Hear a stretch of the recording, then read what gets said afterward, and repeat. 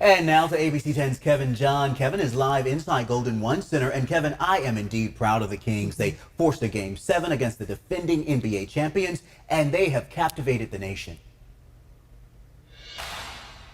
Oh, absolutely. You know, proud, gracious, gratitude, those were all words that Kings head coach Mike Brown was using in the presser at the end of the game. And we just heard Alicia talking about the fans screaming Sacramento out there.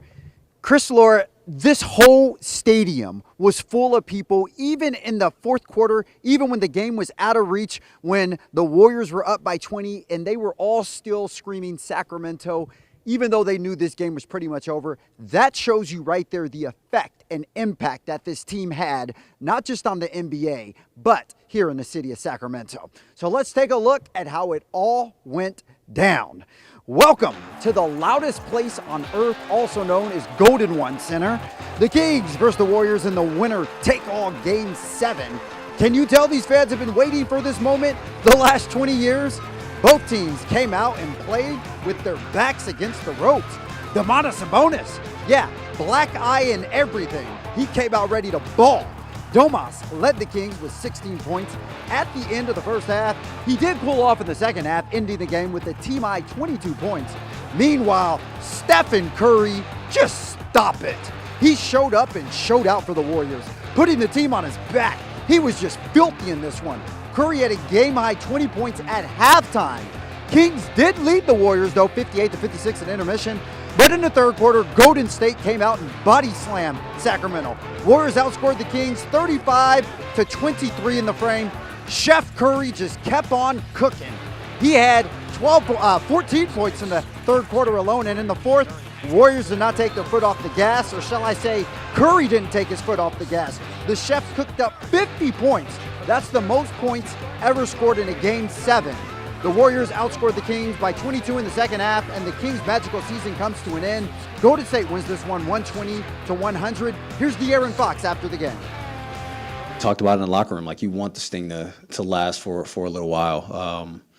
Like I said, you use this as a building block. You know, I'm 25, Domas 26, Kev's 24, Davion's 24, Luke's 25, like Keegan's 22. We have guys who are not even close to their prime. We have guys who are in their first and second years. We have guys who aren't even on their second contracts yet that are playing big minutes. Like, we as a team have a ways to go. So you just heard De'Aaron Fox saying the ages of some of the players on this team. I say that because the future is bright. The Kings ended this season as the third seed in the Western Conference, and we only know the expectations will be high for them next year, and they will definitely surprise a lot of teams next year. So a bitter end to a great season, but Sacramento is still walking away with their chest up because they know what they did for this city. It was unforgettable. As he mentioned, De'Aaron Fox, 25 years old, Curry, 35 years old. It is indeed a young team with so much ahead of them. We'll check back in later in the show. Kevin, we thank you. And keep in mind, for all things Kings, you can listen to the Locked on Kings podcast, hosted by our very own Matt George. Hear it daily on the ABC 10 mobile app or watch it on the ABC 10 Plus streaming app. We'll have more from Kevin and Matt later in this newscast. But first, fans from across Northern California were in downtown Sacramento today for that big Game 7. Our Walt Gray and Marcus Allen were in the downtown Commons and share now what they saw. Down but not out. Yes, I'm hanging out with Mr. Walt Gray and talking to a sports guy. Walt, I defer to you.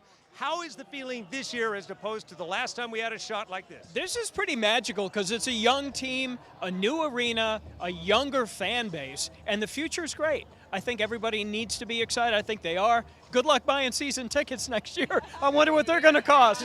Right? Whoa. Every time we go on, we're flanked by Kings fans. However, for every reaction, there's an opposing action. Well, this is Dimitri, who's a Warrior fan. And so, Dimitri, congratulations. There's a lot of respect for the Warriors. And so, are you a humble? Are you humble?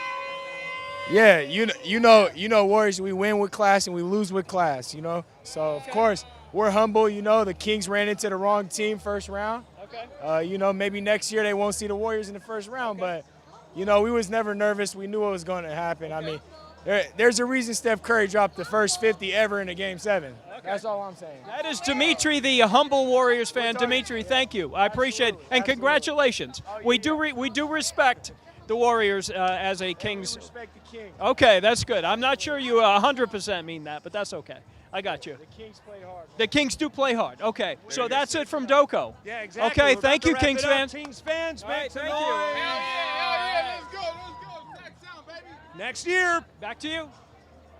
And listen, here's the deal. Everybody keeps talking about Curry, right? Steph Curry scored 60 points in the last 2 games combined. He scored 50 points tonight alone. So it took that type of performance to take down the Kings. Just keep that in mind. Right? Yes, and De'Aaron Fox says they've learned so much this season. They played 82 games, 11 against the defending champion Warriors, calling the series a battle of wills. The Kings are taking what they've learned this season and certainly putting that towards next season.